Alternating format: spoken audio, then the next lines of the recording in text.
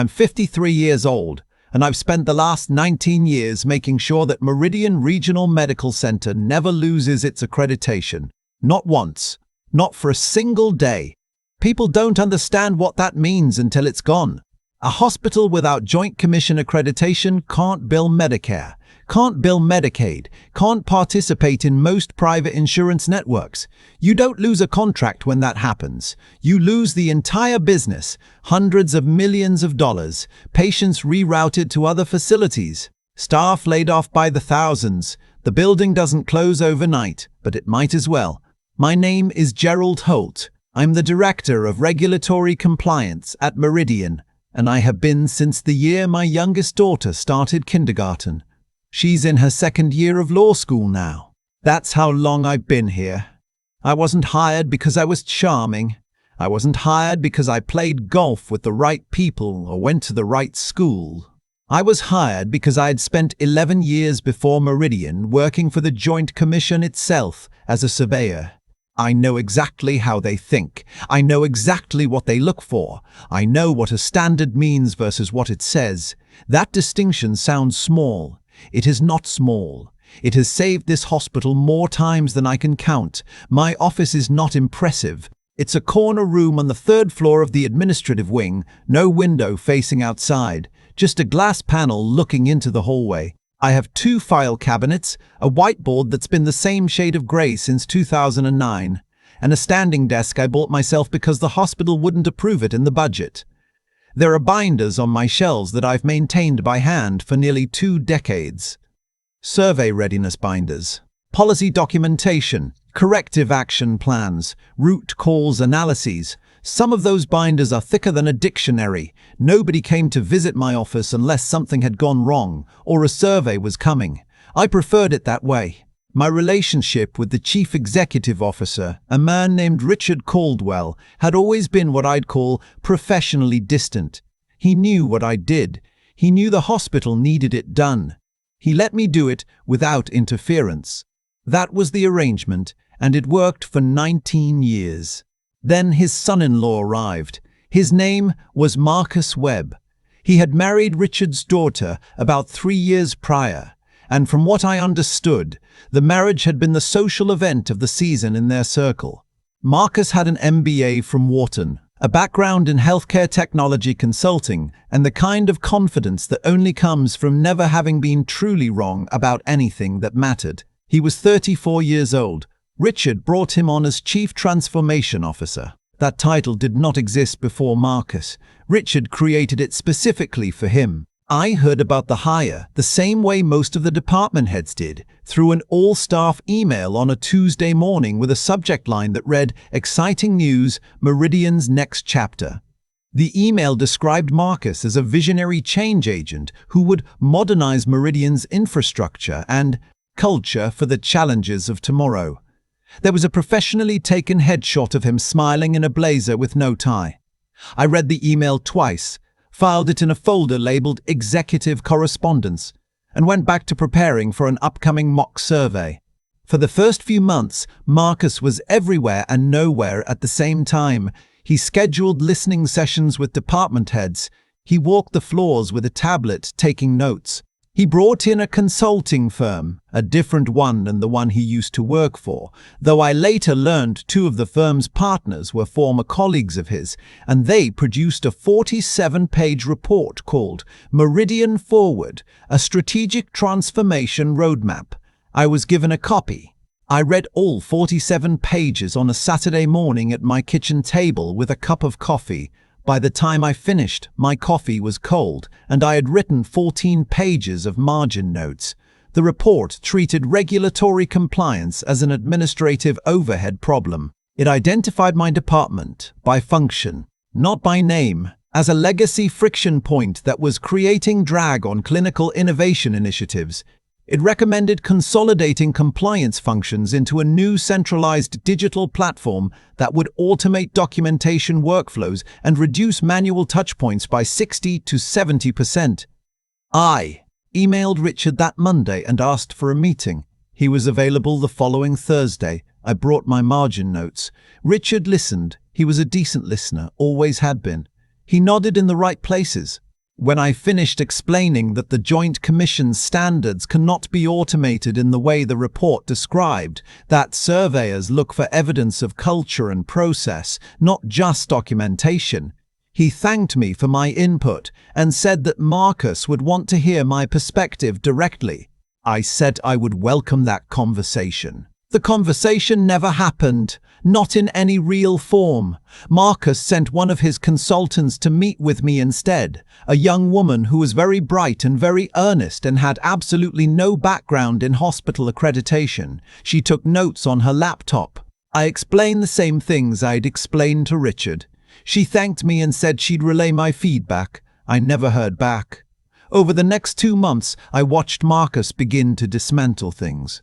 He started with what he called redundant documentation systems.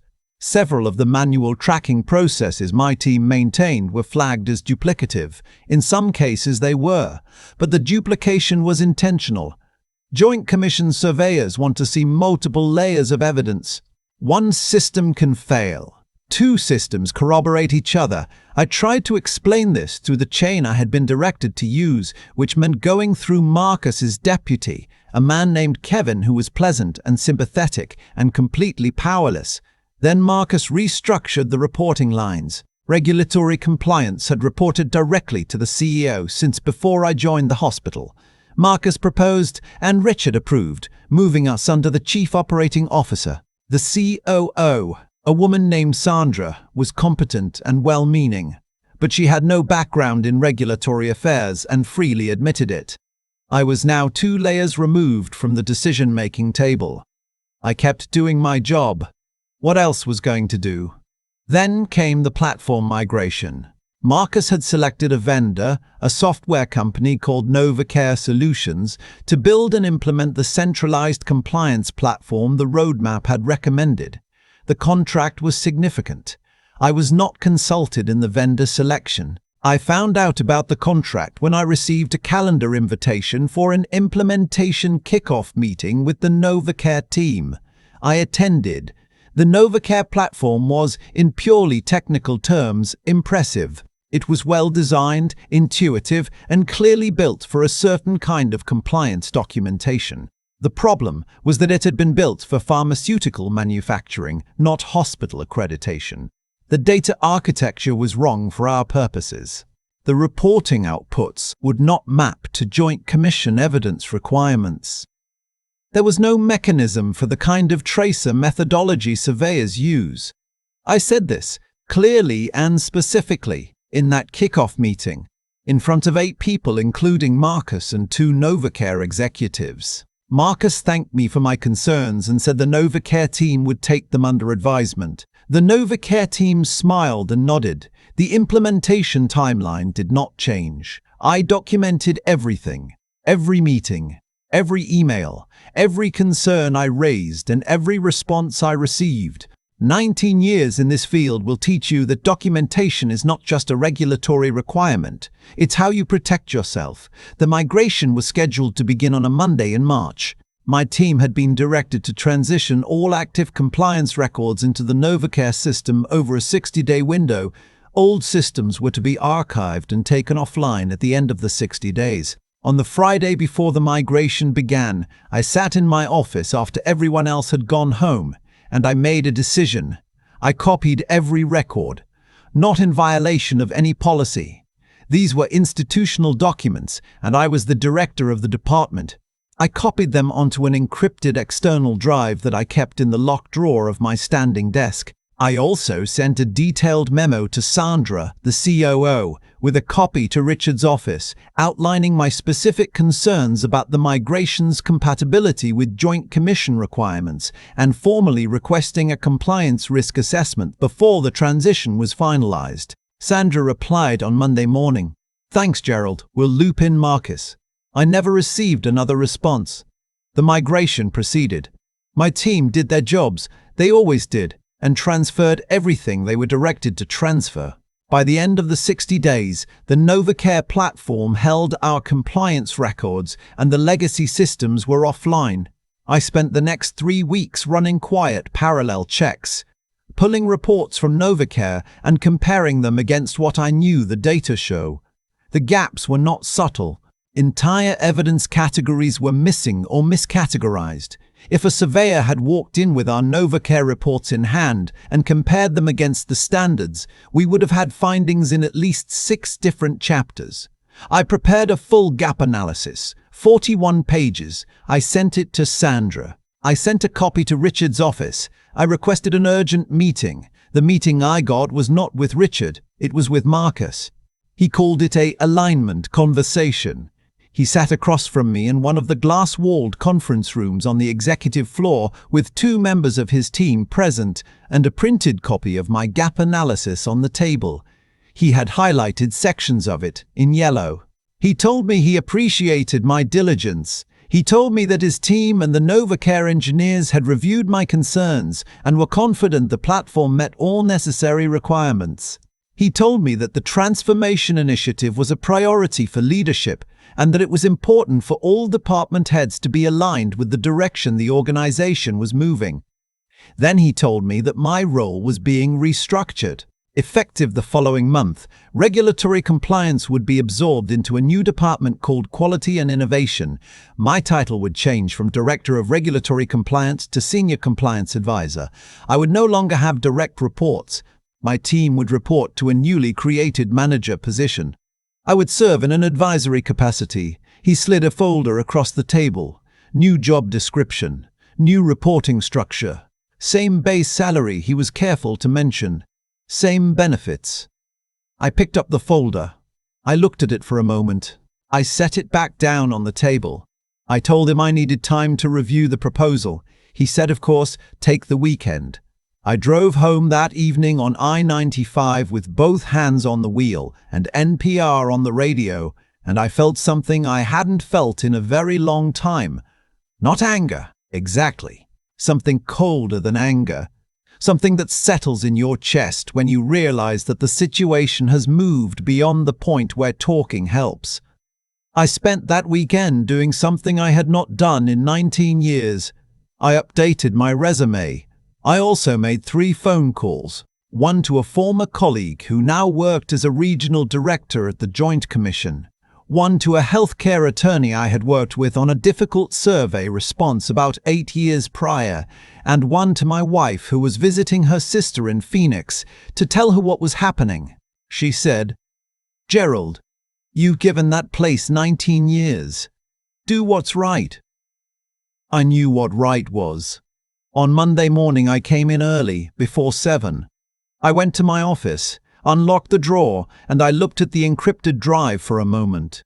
Then I opened my laptop, and I began to write. I wrote a formal letter of resignation, effective 30 days from that date. I cited the restructuring as incompatible with the professional responsibilities of the role as I understood them. I was careful and professional. No accusations, no grievances listed. Clean. I also wrote something else, a 7-page regulatory risk notification addressed to the Joint Commission's Complaint and Concern Hotline, documenting the specific compliance gaps I had identified in the NovaCare migration, with supporting evidence attached. I was not violating any law or ethical obligation by doing this. Healthcare professionals have both the right and, in many circumstances, the professional obligation to report known compliance risks. The Joint Commission is not a government regulator in the traditional sense, but they take these notifications seriously. They are required to. I sent the resignation letter to Sandra and Richard by email at 7:43 in the morning. I submitted the regulatory notification through the Joint Commission's secure portal at 7:44. Then I walked down to the cafeteria and I ate breakfast, scrambled eggs and wheat toast and coffee. Paid with my badge like I had every morning for 19 years. The call from Richard came before I finished my second cup. He wanted to meet. Right now, this morning. I said I had a 9 o'clock I needed to handle first. He said he'd push everything for 10. I said fine. I used the time between 7 and 10 to brief my 2 most senior team members. Quietly, in my office with the door closed, I told them what was in the gap analysis. I told them what I had submitted. I told them that whatever happened over the next several weeks, they needed to document everything and keep personal copies of any communications that put them in a difficult position. They both nodded. One of them had tears in her eyes. She'd been on my team for 11 years. Richard's office was a different kind of room than mine. Floor-to-ceiling windows, a view of the parking structure, and, beyond it, a sliver of Chesapeake Bay on clear days. He was standing when I came in. Marcus was there too, which I had expected. What I had not expected was Sandra. Richard started by saying he was surprised by my decision. He said the hospital valued my contributions enormously. He said he hoped we could find a path forward that worked for everyone. I sat down. I was the only one who sat down. I said I appreciated that. I said my resignation stood. And then I told them, calmly and without drama, that I had submitted a regulatory concern notification to the Joint Commission that morning, and that they should expect some form of outreach from the Commission's survey office within the coming weeks. The room went quiet in a particular way. Not like when someone says something uncomfortable, like when someone says something that changes the air pressure. Marcus found his voice first. He said I had no standing to submit such a notification. He said the gaps I had identified were my interpretation, not objective regulatory findings. He said this was a serious breach of organizational trust. I told him that healthcare professionals are explicitly permitted under Joint Commission policy to submit good faith regulatory concerns, that I had 19 years of documented expertise in this specific area, and that the notification contained factual documentation, not interpretation. Then I picked up my bag and I said I needed to get back to my office. The next 4 weeks were not comfortable. I won't pretend they were. Marcus had me escorted out of 2 meetings I was legitimately scheduled to attend, claiming my access had been administratively updated. My badge still opened the doors. They hadn't technically terminated me yet since I was in my notice period, but I was being quietly sidelined, which I had expected. What I had also expected, and what came, was the Joint Commission. They don't announce unannounced surveys. That's what makes them unannounced. But the concern notification I had submitted triggered what they call a for-cause survey, a targeted investigation based on a specific reported concern. A 2-person survey team arrived on a Wednesday morning in April, 17 days after I had submitted my notification. I know it was 17 days because I counted. I was technically still an employee. My notice period had not yet ended. And I was the Director of Regulatory Compliance, the title that still appeared on the organizational chart. The surveyors asked to meet with department leadership and the compliance director first, as they always do. Sandra came to find me. She looked like she hadn't slept in 2 days.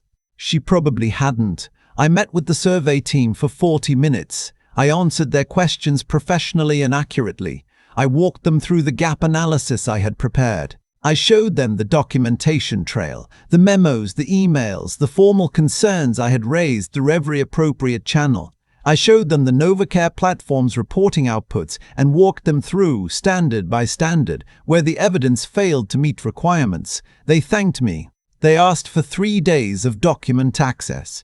Those 3 days were the longest I had spent in that building. On the 3rd day, the lead surveyor met with Richard, Marcus, and Sandra in a closed session. I was not in the room. I was in my office, reading a brief that a hospital system in Ohio had sent me. They'd heard through a network contact that I was available, and they wanted to talk. The lead surveyor's findings were significant. I won't go into every detail because some of it remains confidential under the terms of the corrective action process. But what became clear publicly, because these things get around in a regional healthcare community, was that the Joint Commission identified multiple standards that were not being met as documented in the NovaCare system, required a corrective action plan within 45 days, and issued a preliminary finding that put the hospital's accreditation status under review pending the CAP submission. Accreditation under review. In healthcare administration, that phrase lands like a bomb. Medicare reimbursement doesn't stop immediately, but the clock starts. Hospitals under extended review can lose deemed status, which triggers CMS oversight, which is a process nobody wants to be inside of. Insurers start asking questions, bond ratings get scrutinized, donors get nervous. I was in the parking garage carrying the last box from my office. My notice period had ended 2 days prior when Richard called my cell phone. He didn't say hello. He said, "Gerald, I need you to come back." I put the box in my trunk. I stood there for a moment in the concrete cool of the parking structure, listening to the echo of the ventilation system. I told him I was no longer an employee of Meridian Regional Medical Center. He said he understood that. He said he was asking me to come back as a consultant. Immediate engagement. Whatever rate I needed. I told him I would need to think about it. He said the hospital needed the corrective action plan submitted in 45 days and they had nobody with the expertise to do it correctly. I told him I understood the situation. I told him I would call him the next morning. That night I sat at the kitchen table with my wife and we talked for 3 hours. About the 19 years. About the moment Marcus slid that folder across the conference table. About what it would mean to go back, even on different terms. My wife, who is a practical woman and the smartest person I've ever known, said, "You can care about those patients without letting them take advantage of you again. Make sure it's different this time." I called my attorney in the morning. We talked for an hour. Then I called Richard. I told him I would consult on the corrective action plan at a rate of $1,200 an hour, billed in 4-hour minimums with a signed agreement that gave me full access to all relevant documentation and all relevant staff with no interference from the Transformation Initiative team. I told him I required written acknowledgement that the NovaCare platform implementation would be paused pending completion of the CAP process. And I told him that Marcus Webb would not be in any meeting that I attended as a consultant. If that was a problem, we were done talking. The line was quiet for longer than I expected. Richard said he needed until end of day. He called back at 4:17 in the afternoon. He agreed to all 3 conditions. Marcus Webb, from what I heard through people who were still at the hospital, was transitioned out of his Chief Transformation Officer role about 6 weeks later. The official announcement described it as a mutual decision to pursue other opportunities. The NovaCare contract was terminated for convenience, which cost the hospital a penalty, but less than the alternative. The consulting firm's engagement was also ended. I spent 11 weeks working as a consultant at Meridian. I came in when I needed to come in, worked the hours I worked, and submitted invoices that were paid without discussion. I rebuilt the gap analysis into a full corrective action framework. I trained the remaining compliance staff, the ones Marcus hadn't reassigned or pushed out, on the evidentiary requirements that the NovaCare system had failed to capture. I helped the team prepare the CAP submission. The Joint Commission accepted the corrective action plan. The hospital's accreditation status was reinstated to full standing. On my last day as a consultant, Sandra walked me to the elevator. She said, "I should have listened to you earlier." I told her I appreciated that. The elevator came, and I got on, and I watched the doors close on that hallway. I took the position in Ohio. It's a different kind of system. 3 hospitals, a network of clinics, a research arm. More complex in some ways, simpler in others. My office has a real window. I can see a parking lot and a stand of maple trees that turn extraordinary colors in October. I think about those 19 years sometimes. Not with bitterness. Bitterness is expensive and I've never been able to afford it. I think about them the way you think about a long project that you built carefully and that outlasted the people who tried to tear it down carelessly. Expertise is not a badge. It's not a title on an organizational chart or a line on a job description.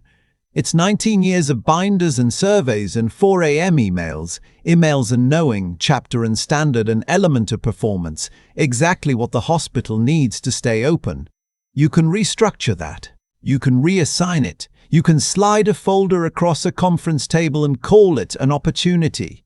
But the day you need it, you'll know exactly who to call, and they'll let you know the rate. I've thought about that parking garage a lot since then. The way the fluorescent lights buzzed, the weight of that last box in my hands. Richard's voice on the phone, stripped of everything except need. What I learned from all of it isn't something I could have put into words while I was still inside it. You don't see the shape of a wave when you're underwater. You only understand it once you're standing on dry ground looking back. What I know now is this. The outcome was never really about Marcus. Marcus was just the match. The real question was always whether 19 years of doing the right thing, quietly, without applause, without anyone truly understanding what it protected, would hold. And it did. Not because I forced it to. Because that's what integrity does when you build it slowly and honestly over a long time. It holds. Even when someone slides a folder across a table and tries to replace it with a title change and a job description. There were 100 moments in those months where I could have reacted differently. I could have raised my voice in that first meeting with Marcus. I could have gone around Richard to the board. I could have leaked information. I could have made it personal, because it felt personal. Instead, I documented. I worked the process.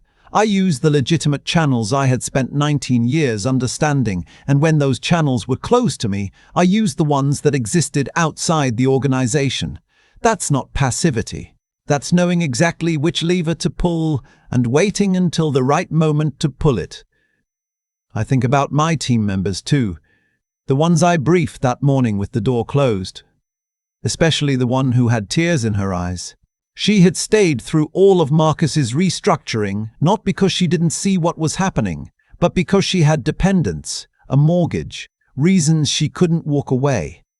Perseverance doesn't always look like the dramatic exit.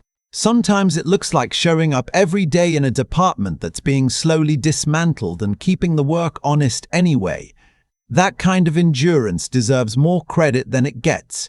And the intelligence piece, because this is the part people underestimate most. Marcus was not a stupid man. He had a real degree from a serious school. He understood strategy in the abstract. What he didn't have was the specific, accumulated, hard-won knowledge that you can only get from 19 years of doing one thing with genuine rigor. He thought that knowledge was a system that could be replaced with software. It cannot. Wisdom about how a thing actually works in practice is not transferable through a 47-page consulting report. It lives in the people who built the thing. When you push those people out, you don't inherit their knowledge. You inherit the gap where it used to be. I don't carry anger about any of it. Anger would have required me to keep giving them my energy after I'd already given them 19 years. I wasn't willing to do that. What I carry instead is something simpler.